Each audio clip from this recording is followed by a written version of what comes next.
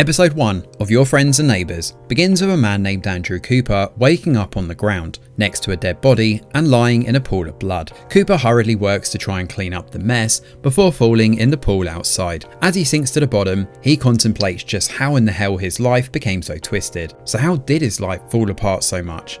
Well, rewind 4 months and Cooper is at the bar drinking alone.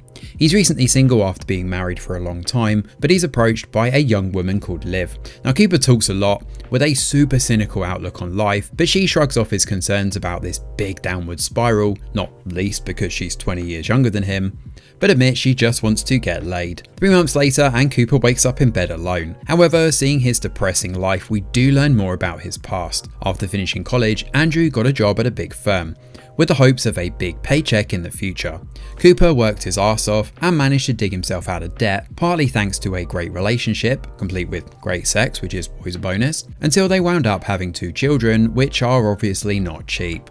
Cooper winds up getting stuck in the rat race here, setting his sights higher and higher, constantly wanting more stuff. Eventually he makes it to the hallowed chalice of affordability, but unfortunately he winds up finding his wife, Mel, in bed with one of his closest friends, Nick. The worst possible betrayal. Naturally, Cooper has moved out now and is on his own, in a flashy neighbourhood with houses full of people, but empty in his own life. This also explains his cynical outlook, as Cooper has given up on finding love. But hey, at least he's got his job right. Well, no. It turns out he's being fired. That illicit encounter he had with Liv 3 months back has come back to bite him. Her full name is Olivia Cross, and she was passed up for a VP spot and was actually at the firm and presumably sleeping her way to the top. Given she slept with a superior and doing this is a big no-no, Cooper is out as a complaint has been filed against him despite this being completely consensual. He's also got to pass over all of his clients, and he's also losing his salary and money. Cooper heads over to see his son Hunter next, but things are frosty between them,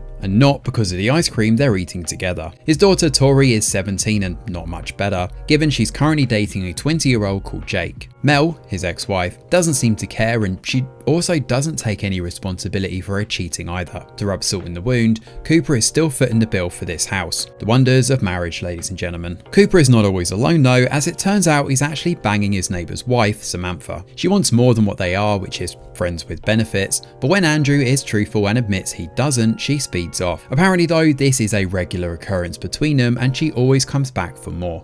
To make matters worse here, Cooper is also struggling to find another job, at least one that will pay enough for all the accumulating debts that he's got. With a 2-year non-solicit and only enough money to pay for this life across the next 6 months, things are not looking good. As a result, Cooper begins drowning his sorrows in alcohol. Cooper also starts to look at his life a little differently here, and he takes some rolled up notes from his neighbour's house, which is surprisingly easy to do given it's unguarded. The one part of this whole mess we haven't seen much of yet stems from Coop's sister, Ali. She's certainly a great singer, but also on meds of some kind. He finds it easiest to talk to her and confide in the current mess he's in, but right now we don't see too much about Ali's life. At work, Cooper learns that Liv never filed a complaint against him. Turns out it's actually all Jack's play to completely screw him out of the job and boot him out the door. Unfortunately, as Cooper has technically broken company policy by sleeping with a subordinate, there's not a lot he can do. He's out, and so is his capital account. When Cooper is kicked out the building, Liv shows up to talk to Jack, but he brushes her off, offering a swanky new promotion instead. So what of Cooper? Well, he makes good use of this well-insulated neighbourhood, and after how easy it was to take that cash earlier in the episode, he decides to head back and take an expensive watch instead. With piles of forgotten wealth lying around these houses, Cooper decides to take full advantage of this for himself, at least until he gets back on his feet anyway. But hey, what's the worst that could happen, right? And that's where episode 1 of Your Friends and Neighbours comes to an end. Episode 2 of Your Friends and Neighbours begins with Coop managing to nail down another job. It turns out though he's going to be taking a major step down, given he's going to be the hired gun for a hotshot in this company, Max. Now Max isn't particularly great at this job, and Cooper sees through the smoke and mirrors here and realises this is all a ploy to get the kid's resume and investment portfolio up before cutting Coop loose. So naturally, Cooper decides to walk away. With these jobs very clearly a bust, Cooper works to find other ways to make money. He pawns off the stolen watch to a woman called Lou, and she teaches him a thing or two about the new world he finds himself in and the value of negotiation. This episode we do see a bit more of Mel's life as well, and despite the facade she's putting on, she's not particularly happy in her life either. Oh no! Anyway, she works as a child therapist and does her best to get through each day, but inside she feels lonely and broken. All of Mel's friends in the neighbourhood clearly want a piece of Nick too, but she's still not ready to properly commit to him. He's also a bit of a narcissist, given he runs his own gym, and Mr. MBA has a van that sports his bare ass on the side. Now remember Sam's ex-husband? Well, his name's Paul and he's currently dating a waitress called Misty, and given the painful way Sam mentions this, it appears to be a regular thing for Paul. He constantly ditches his partners for a younger model, and that's partly why he and Sam have broken down so badly. As for Sam, she's single and wants to commit to Cooper. He promises to make her feel good after the crummy morning she's having, but whether he'll take the dive with her or not across this season is still unclear. Cooper swings by his folks' place first though, on behalf of Ali. They're pretty cold of him, and when he heads upstairs and sees the state of the bedroom, with the place completely cluttered and certainly not habitable by any stretch of the imagination, he decides to leave with her. Instead, he opts for Ali to come and move in with him, taking Hunter's room in the process. Cooper also starts to spend more time with Sam here, although he winds up seeing Henry, her son, in the hallway. He helps tuck the kid in and hand over his little dragon, but it makes Cooper realise he's lost sight of his life. Cooper does confide in his sister about what's going on here and how everything has been completely scrambled. And of course, he's well and truly wrapped up in his world of robberies now, which is something that he doesn't mention to Ali while they talk. During Tori's big tennis tournament, which Cooper should be attending, he shows up at one of the houses and breaks in. Once again, he takes another watch, this one worth $225,000. He also finds all the SAT answers stuffed inside a drawer too, which he snaps photos of. That's a surprise tool that can help us learn. Cooper eventually does show up to Tori's tennis tournament in enough time to see her win the grand prize. Afterwards, Cooper shows up to see Lou once again, but this time she's not buying. She calls off the deal before it even begins, but decides to have him investigated to figure out exactly who Cooper is, which is where episode 2 of Your Friends and Neighbours comes to an end. Episode 3 of Your Friends and Neighbours begins with Cooper showing up to see Barney. He's another neighbour with a ton of money, and Nick is actually one of his biggest clients, given his gym business is starting to take off. Now Coop isn't particularly happy about Barney being so chummy with Nick, especially as Nick's throwing a party that night, and funnily enough, Cooper's actually been invited. Barney and Coop show up to see a lawyer called Rick Massey next. In order to fight back against the charges levelled at him by the firm, Cooper finds out this fight could go on for 2 to 3 years. This man is not cheap though, and it only compounds Coop's financial headache. Elsewhere, Mel finds an infestation of carpet moths at home and is shocked when she finds out this is going to cost her, see, Coop, potentially 10 to 15 grand to get rid of, shy of ripping up all the carpets. They need to act now, and she has no choice but to agree to this. Back home though, that's not the only intruder lurking about. Lou shows up to see Ali and Coop. She's looked into him and seen all of his past, including how he's turned to petty crime given he has liquidity problems. She knows everything Cooper's managed to do thus far, including tracing back the serial number of the watch to her neighbour's place. Lou's actually okay to still do business with him, but under the pretense that he doesn't rat her out when things get hairy, which she's convinced they will. She also has the money for him too, which seems to do the trick to smooth things over. Coop next rings Liv and tells her to do what's right. Getting Massey involved means things are going to get tricky, especially as her name is going to be plastered all over the papers. That night, with everybody in his life busy with other plans, the stars align and cause Coop to come out to play, specifically in raiding the neighbour's place. His next target happens to be Kat Resnick, one of the most sought after criminal defence attorneys in Manhattan, and someone that we're going to be hearing more about later in the season. Now Kat winds up coming home with a new male friend, and unfortunately the guy she's sleeping with happens to be her daughter's boyfriend. Coop takes an expensive bottle of wine and then eventually decides to head over to Nick's for that aforementioned party. Barney is here already and he's pretty drunk, and he admits to being in financial dire straits.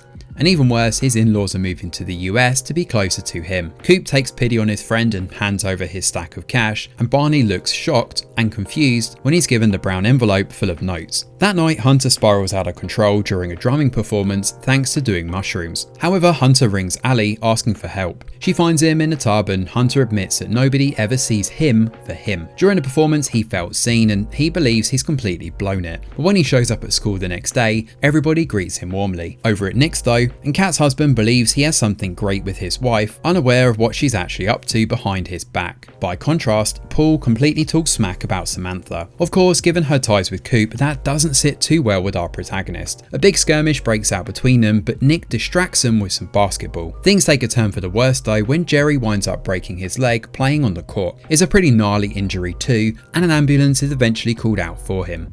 Meanwhile, the wives all do their self-defense lessons, but it soon turns into a heart-to-heart as everybody winds up eating pop brownies. Sam and Mel get talking about their current situations, and the latter opens up about the chasm that wound up getting wider and wider between her and Coop. It certainly puts some perspective into things, given Samantha is currently dealing with this same situation too. And while this is going on, Brad Sperling, the guy Coop stole the first watch from initially, rings the police to report his missing watch. The detective has her doubts, given this is the only one that's gone missing in the house full of expensive gear, and chalks it up to him simply misplacing it. As for Coop, he returns to Nick's that night after the party, deciding to take the guy's championship ring from his closet. Well, that is until someone points a gun at the back of his head, bringing episode 3 of Your Friends and Neighbours to an end. Episode 4 of Your Friends and Neighbours starts with a look at Elena, the maid who works in Nick's house. She gets up early, works to fix the place up, and even relaxes with a nice hot bath upstairs, as you do. However, this is also the same night that Cooper is about to help himself to Nick's ring until she comes in and holds him up at gunpoint. They eventually sit down, and Elena warns that doing this, i.e. stealing the ring, will come back to bite her. After all, that sterling watch he stole before? Well, Brad's maid has wound up fired from it as a result, and as we find out later on, Brad thinks she was just getting too comfortable and now has fresh blood in the house. It turns out Elena has been keeping secrets for a while. She even knew about him and Samantha too. In exchange for keeping his secret, he used to do the same for her, given she's also a thief. Elsewhere, Marley and Ron run into Mel at the supermarket, where initial pleasantries soon turn sour. There's definite hostilities here with Coop's parents, given the breakup with Coop and the cheating scandal. Now Barney checks in with Coop while he's out golfing, explaining that he's concerned, not just about the suspicious brown bag of cash that mysteriously propped up, but also about Coop's work prospects, or lack thereof. Coop shrugs it off, but Barney is less nonchalant. He's quick to tell Coop that the lawsuit could be a while, so in the process of getting the ball rolling, Barney believes he needs to hunker down and work. While golfing, Brad is here too, and he discusses the watch. He's filed a report with the police, but it seems they're not going to do anything, so Coop should be okay. As for Barney, he broaches the idea to his partner about cutting back on spending, but Grace essentially bribes him with sex to stop this line of questioning. It's not subtle of course, but Barney falls for it hook, line and sinker. At work, Liv notices Jack getting chummy with Massey, the very lawyer who should be working on Coop's side. Liv senses something afoul here and heads over to warn Coop as much. Given he never signed a contract or paid a retainer, Coop realises he's been well and truly hoodwinked. On the way out the door, Coop and Liv exchange a moment, with the latter kissing him gently on the cheek. Meanwhile, Mel is shocked when she finds out that Nick is about to throw her a massive party against her wishes. Nick wants to go all out here, sorting out party celebrations, and planning is well underway. It's super awkward when Jane, the planner, asks about their marriage. Of course they're not married, and Mel doesn't feel great about it. That night, Elena rings Coop and decides it's time for them to make good on the promise of working as partners. Coop also finds out here that there's a housekeeper network working under the radar. They have a WhatsApp group and spread information about what they've found out, with plenty of juicy gossip. They also make good on stealing trinkets that aren't going to be missed, running a very clean and simple operation. Now it's worth noting here that Coop doesn't ask once whether they've taken anything from his house. Anyway, Elena and Coop head off to meet Hector, who works for Charter Security. He works on all the security in the area, and Elena thinks he'll be perfect to expand out their operation and help to make their stealing run that much more smoothly. Oh, and also he happens to be Elena's cousin too. Specifically, Elena wants neighborhood alarm codes, promising a bunch of cash in exchange for this. Hector doesn't think this is a good idea, but Elena wants to do this to help their family out. She offers $5,000 per code, and he eventually concedes. Elena explains her actions to Cooper afterwards, pointing out that immigrating to another country is not cheap, and she's been trying to pull a fast one to speed up the process of bringing her parents over to the US. She's also got problems with her brother Chivo, who is in and out of trouble with the cops. Coop knows a thing or two about entangled messes of course, and they bond over a beer together. With Elena's new alarm codes in hand, it allows them to hit higher targets. Unfortunately, it all goes wrong as there's a second alarm system in place inside, as Coop Coop looks set to grab some very expensive handbags. As a result, our titular character is forced to flee when the security system goes off, and even worse, they have a dog in the backyard too. There are cops everywhere and Coop runs for it. Unfortunately, en route he loses his earpiece and he's too far gone to go back and pick it up. This is a problem because although Coop does manage to evade police, it's clear it's not going to be the last we hear of this. We also learn a little more about Ali here too. Turns out she went through a hard breakup with a guy called Bruce in the past. She's been offered a full-time gig as an artist, but she's not in the mood to celebrate. Historically, celebrating hasn't gone well for her and she doesn't really want to curse her new gig. During Mel's big party, Tori heads upstairs and finds her mum crying in bed. She helps patch her up and get some makeup on, hiding the puffy eyes, as it's clear Mel's having big regrets about her past choices. But again, it's hard to feel bad for a cheater though, to be honest, because she's made her bed and now it's time for her to sleep in it. Downstairs, things between Sam and Paul are incredibly awkward. Sam refuses to even engage with her ex-husband, bringing up the Misty-sized elephant in their marriage, and deciding to leave it to their lawyers to discuss. It's also here where she sends some nudes to Coop, which Elena winds up seeing when they make it back home together. Coop soon leaves though, as he decides to head over to Mel's birthday bash. Ali is also here too, but Sam is the main prize. In fact, it turns out she saw Liv swing by Coop's house and also saw that rather tenuous kiss between them. He shrugs it off, claiming that some women just kiss that way, but Sam is not happy, and she's also not a fool either. Coop winds up running right into Tori next, who blames Coop for walking away and not fighting for what they could have had. She not only dislikes Nick, but she's also angry and bitter towards Coop too. She believes he's been cut slack all of his life, but of course that's not actually true. During the big festivities, Nick puts Mel on the spot and pours his heart over how much he loves her. He wants Mel to say something, but she can't. Instead, she runs away. Ali decides to try and bridge the awkward silence and grabs a guitar, playing in front of everyone. With all the guests captivated by the music, Coop finds Mel over by the trampoline, bouncing just like they used to when they were younger with the kids. He asks her if she's okay and points out his regret over not asking her sooner how she's getting on. As they open up to one another, Mel explains that she's numb all the time and she misses moments with the kids and their time together.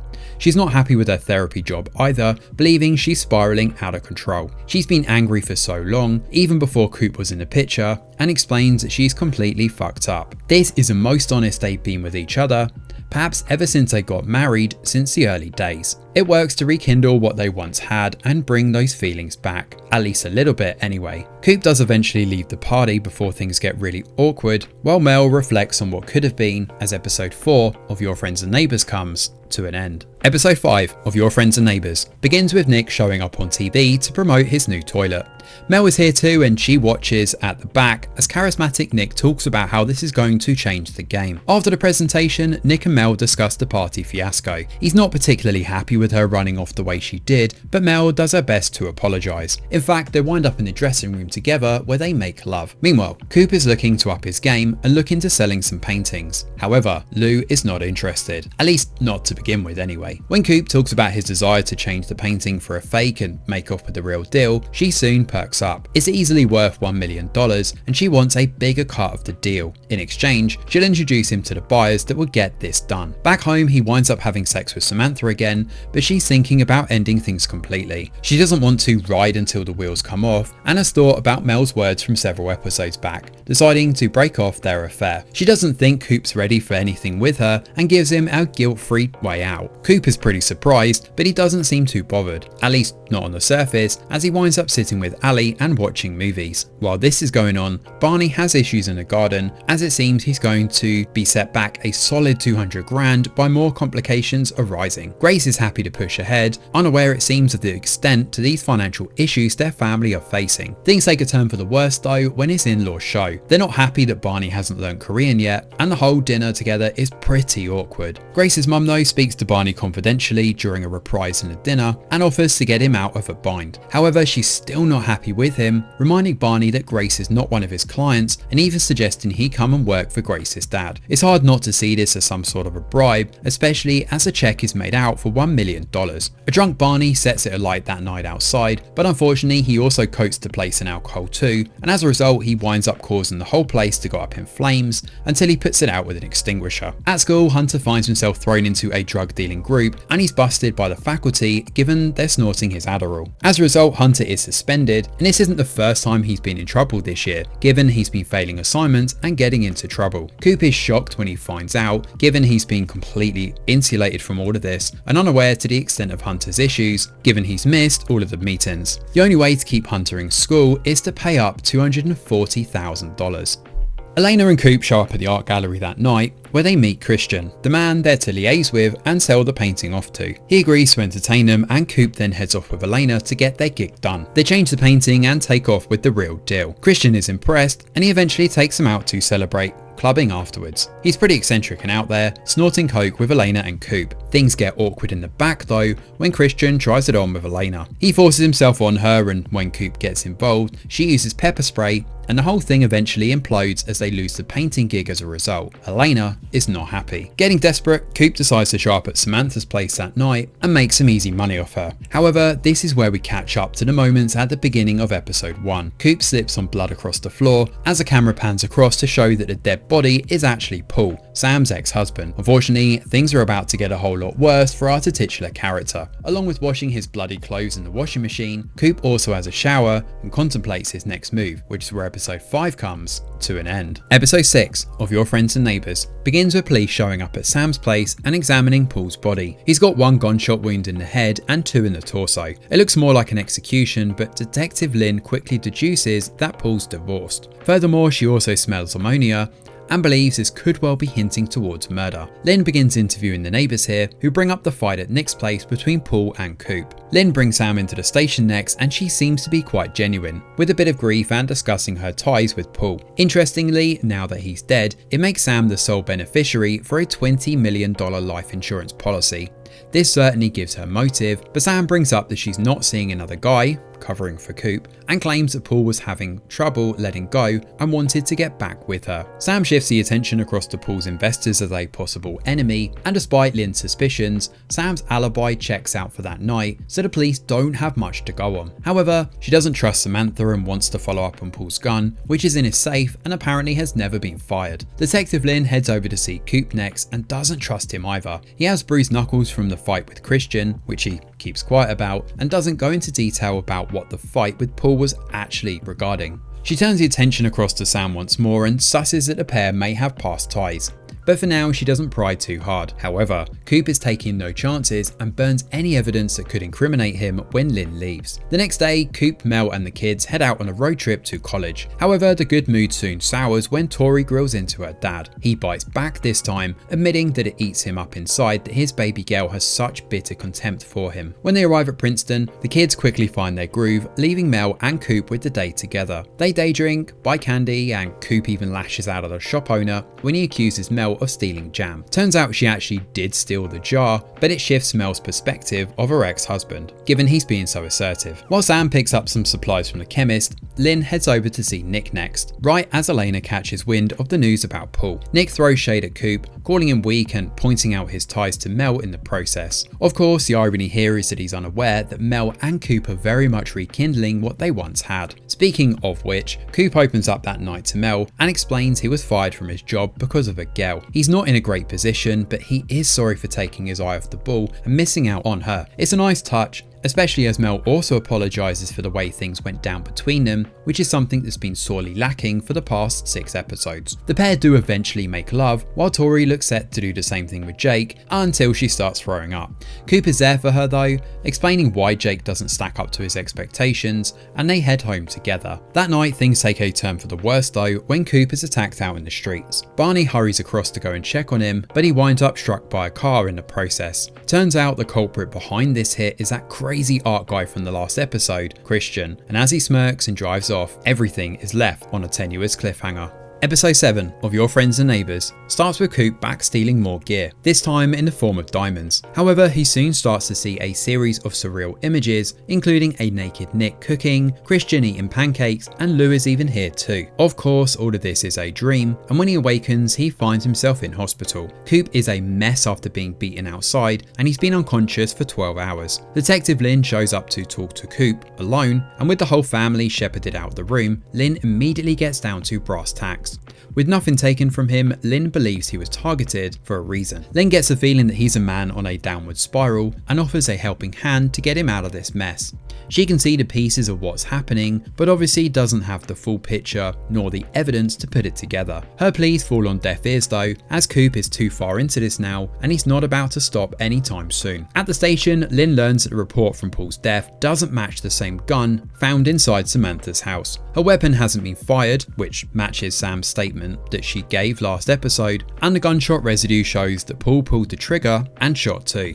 Lynn believes that Paul may have been shooting at someone trying to flee, but she doesn't think Coop fits the MO. She does think he's hiding something though, and she's determined to figure out exactly what that may be. More reports though confirm that there's trace amounts of blood, and coupled with the ammonia Lynn noticed at the house, it seems to reinforce the idea of someone covering this up. Interestingly, inside the kids' room, Lynn finds a nanny cam in one of the teddy bears, which shows Coop over at Sam's place, tucking Henry into bed, which we saw several episodes back. Naturally, Lynn speaks to Sam and encourages her to change her initial statement at the police station. When she leaves, Sam picks up a phone and makes a call, but it doesn't seem to be to Coop. Either way, there's a big bullseye on Cooper now. Elena is also in a tricky spot this episode when she finds out that her brother owes money to a guy called Felix. After dropping drugs during a run, he owes $175,000 in total. It's a shocking amount of debt that her dead-end brother has got himself into, and Elena is stuck with the headache and the bill, given a week to pay this back. Elsewhere, Bruce picks up Ali from work and brings her home, admitting that he admired her in the past, and seeing her up on stage again has made him happy. As they begin kissing after stopping at the driveway, Hernandez finds himself stuck behind the trash cans. He's actually fishing for evidence illegally on behalf of Lynn, and he soon finds out that Coop's blood matches a trace in the ammonia at the crime scene, changing their initial perspective on what happened. Coop shows to see Barney at the hospital, who's thankfully alive but not in a great way. He's pissed about what's gone down and how, and knows something is being kept from him given the brown envelope of money. Barney is not happy and eventually kicks his friend out of the room. With a bombshell about to drop for Coop, Sam is stuck playing host to Paul's wake. Coop shows up, unaware that back home Lynn is shown with a warrant to search his place. Inside the garage they find the car, and with time very much of the essence, Coop hurriedly speaks to Kat, the best lawyer in the area, and blackmails her into taking on his case despite the conflict of interest. As we know, several episodes back, Coop actually stole from her house and saw that Kat was having an affair with her daughter's boyfriend, so she doesn't really have much of a choice but to play along. Coop has a quick swig of whiskey before leaving with Lynn and the other officers, publicly arrested for Paul's murder. Unfortunately, adding more weight to their conviction, they find a gun in the trunk of Coop's car, which is where episode 7 of Your Friends and Neighbours comes to an end. Episode 8 of Your Friends and Neighbours begins with Maggie and the other girls talking about Paul's death and the most likely killer. All the wives have different opinions, swinging between believing or doubting Coop as the killer. Now, Coop wakes up after a night's sleep in the cell, and bail for him is set at $250,000. Coop pleads not guilty at the initial hearing, and Judge Wood is giving them a month for discovery before this goes to trial. Kat is confident that there will be a deal to be made, but Coop doesn't want a deal, adamant that he keep peddling the innocence line. The case is tricky though, given the gun in his trunk, which was planted it seems, but Kat never loses her case, and she's not about to start now.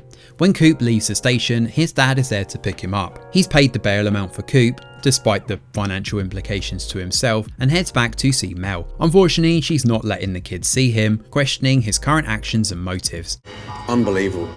Unfortunately, things aren't much better at home either. After the cops have turned the place inside out, Coop is concerned given the money from his safe has gone. It turns out Lou told Christian where to find it, which actually saved his life and Coop's case too, given the police didn't find it during their investigative efforts. Lou eventually expresses her disappointment in Coop and kicks the guy out of her shop when he shows to question her. Meanwhile, Elena shows up to see Felix with the money Chico owes him, and that's all we see of her this episode. At the same time, Sam and Mel get into a fight over Coop. When Nick finds out that Mel slept with Cooper, he's pissed and drives away from her. This entire altercation is actually being filmed, and a video goes viral online, all the way over to the kids. The sheer irony of Mel trying to shield her children has backfired big time. Justice.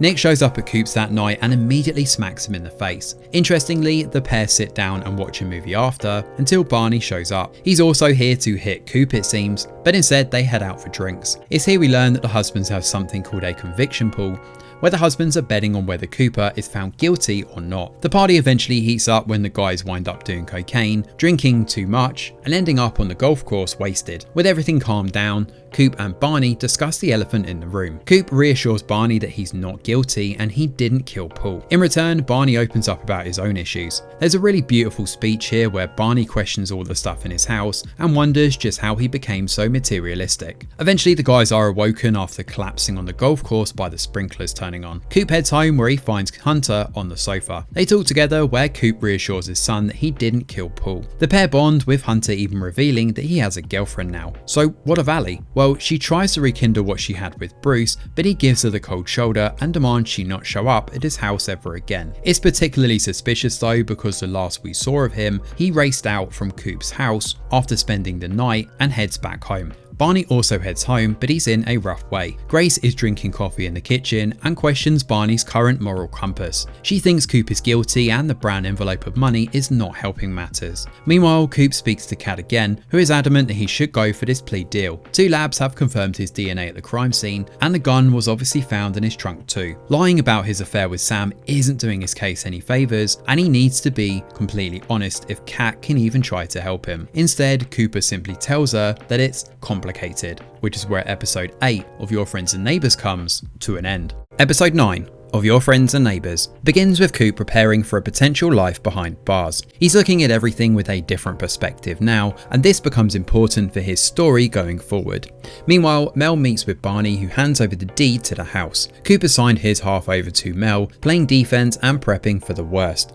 Mel is not happy though and marches over to speak to him. Of course, Mel also has unresolved drama with Sam as well, exemplified by Mel and Sam passing each other as they leave. While they're quick to avoid one another, Allie is not in the same mindset. She wants to get to the crux of the issue regarding Coop's situation. He doesn't want to talk though, so it makes the whole dinner completely awkward, especially when the conversation turns to Allie's sex life. Allie reveals that she's been sleeping with Bruce, but she's also off her meds now because that's the only way she gets pleasure out of it. Unfortunately, this also causes her to derail her own performance at the bar, especially when she gets up on stage and spills her heart out mid-song, along with revealing she had sex with Bruce in Hunter's bed. He obviously doesn't look too impressed by that. It's not a complete disaster though, as Allie manages to get the crowd to chant "fuck Bruce."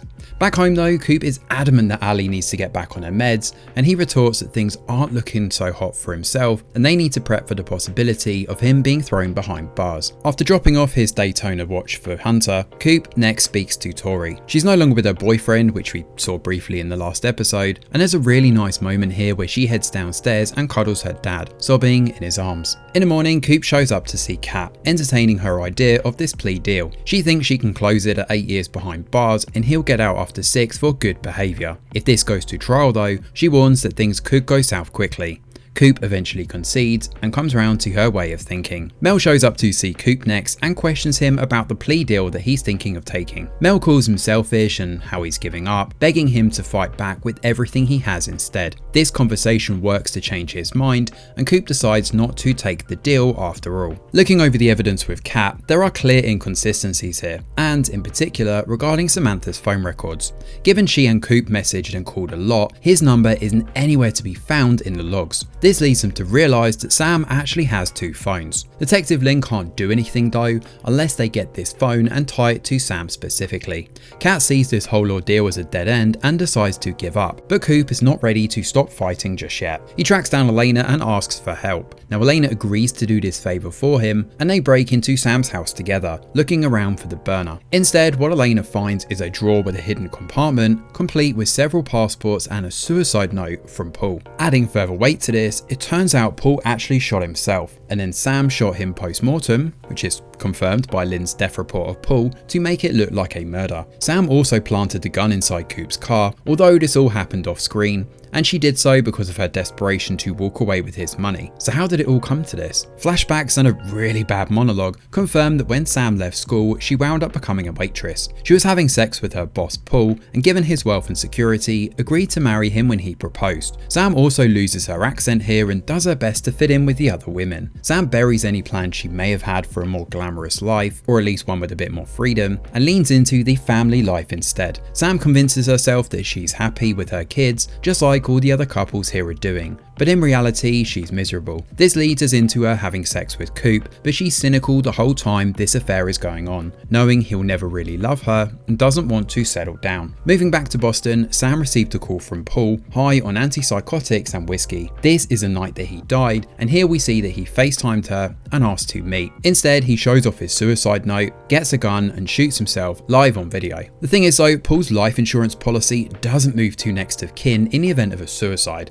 Given Sam was only in this for the money and security for the kids, she works to stage the entire crime scene when she heads back that night. She's had a burner phone for a while, and she heads back to make it look like someone has murdered Paul, complete with hiding the suicide note rather than just destroying it, go figure, and shooting Paul several times. The rest, as they say, is history. Sam admits that she's resentful of Coop and the other men in the neighbourhood, pointing out her sad life and how she couldn't let her kids be left with nothing. Through all of this though, Sam is eventually arrested and Coop is acquitted of murder. Now Sam doesn't stay behind bars because she technically hasn't killed anybody, but setting everything up as a murder scene is not exactly a great look. Coop returns home and he's finally reunited with his kids and Mel, and they embrace with a warm hug when he makes it back to his home. A week later, Coop shows up at work and Jack reluctantly brings up why he's there. It turns out they've hit a wall with a prestigious client and they'll only deal with Coop. The company want him back, and along with a nice signing bonus, Coop decides to go all in. He wants 20% of this Swiss deal and 25% overall profit share. Jack is in a tough spot because if he doesn't go for it, Coop could walk away and this could tumble the entire business down too. He doesn't really have a choice but to concede to Coop's demands. However, our titular character is still hedging his bets and wondering whether to go back or not. After beating the murder charges, the whole community show up at a charity gala, where Coop is the talk of the town. Nick sits down with Mel while he's up dancing with Tori, and the pair talk. She apologises for what's happened between them, but Nick knows that Mel still has feelings for Coop and that'll never change. He kisses her on the cheek and walks away, seemingly resigned to the fact he'll never stack up against Coop. Mel decides that she's not going to get back with him though,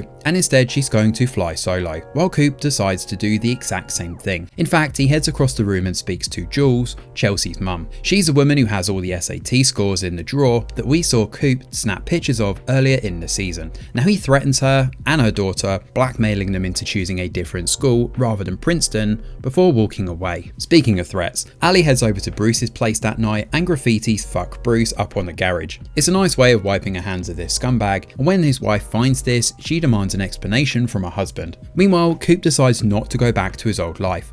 He snubs the plane ride over to Switzerland to close his deal with Jack, and instead visits Jack Massey's house and steals a painting. As he takes off, the trunk opens in an amusing nod to the moments earlier in the season before he drives back home, which is where season 1 of Your Friends and Neighbours comes to an end.